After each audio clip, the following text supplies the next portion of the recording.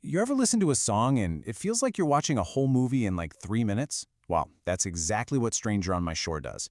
This isn't just another breakup song. Nope, it's this amazing piece of storytelling that takes us on a full journey from a completely shattering loss to the quiet miracle of finding your way back. So let's dive in and break down how it pulls it off.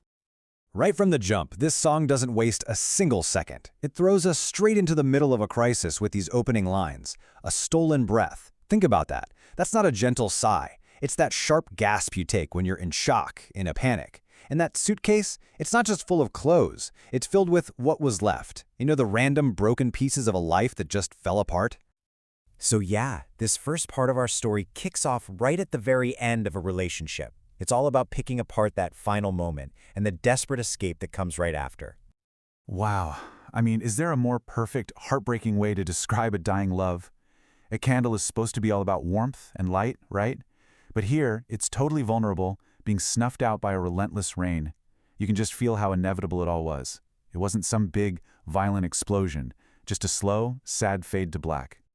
The song then lays out the whole anatomy of this ending in 3 really clear steps. First, you have the acknowledgement of the fading love. Then comes the killing blow, the final words, and that all leads to the frantic escape, running through an airport, which is just such a perfect visual for needing to physically run away from the pain. But even in all that panic, all that running, there's this tiny, crucial line, whispered, maybe this is fate. And this is the key. This is everything. It shows it's not just about running away from something awful, it's that first little subconscious step towards something new. It's like surrendering to the universe, you know?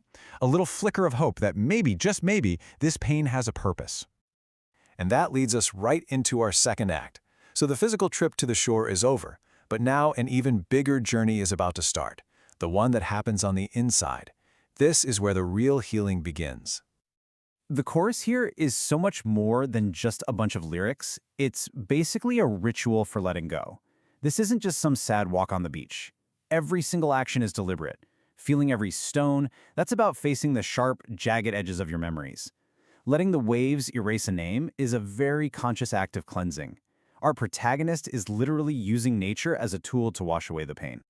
And boom, this is where the story just flips on its head. Our hero wasn't looking for a savior. That line, "didn't come here to be saved," is so important because it shows healing wasn't even the goal. But then, a connection just happens. The stranger doesn't swoop in for some dramatic rescue. It's this quiet, profound shift that leads to this incredible realization. I don't feel broken anymore. Just look at the difference in the language here. The contrast is just stark. The past is all fading, rain, pain, fight. It's also heavy and dark. But this new connection, it's sunlight, glowing, no past, no lies. It's not about replacing what was lost. It's about finding a completely different kind of light. All right, so now we're at the absolute pivotal moment of the song.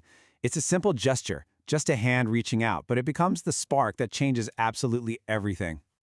The bridge, man, the bridge of this song is its entire thesis statement. It's basically saying that healing isn't always this solo mission you have to power through on your own. Sometimes healing finds you. It shows up disguised in someone else's honest eyes, a connection that just fundamentally rewires how you see yourself. And really, what the song is telling us is that you can't plan for this kind of healing. You can't chase it down. It's what happens when you finally, truly let go of the past and just let yourself be in the moment. It's about accepting what comes your way instead of desperately trying to rebuild what's gone. So that brings us to the final act of this story, the transformation. And the song shows us this change in such a clever way. It literally rewrites its own chorus to reflect this new reality. Okay, check this out. When you put the original chorus and the final one side by side, you see the entire journey laid out. Walking on the sand alone becomes running through the midnight foam with someone else. The goal changes from trying to erase your name to celebrating being free from ghosts and chains. And the most powerful shift of all, I don't feel broken anymore, evolves into I don't feel lonely anymore. That's the move from just being repaired to being truly connected. So, we've reached the end of the story, and the song's final lines just bring this whole emotional journey full circle in the most beautiful way. I mean, come on, it's the perfect bookend. The song started with a stolen breath of pure panic, And it ends with that very same ocean wind delivering a brand new breath, a breath of life, of hope, of being truly present. The same place that saw the pain now gets to see the rebirth. So in the end, the song leaves us with this really powerful question. It reminds us that the road from heartbreak to healing, it's rarely a straight line, right? It's messy, and it's beautiful, and it's all about surrender and these unexpected connections. It kind of asks us to think about our own lives. What does it take for us to turn our own stolen breaths into brand new ones?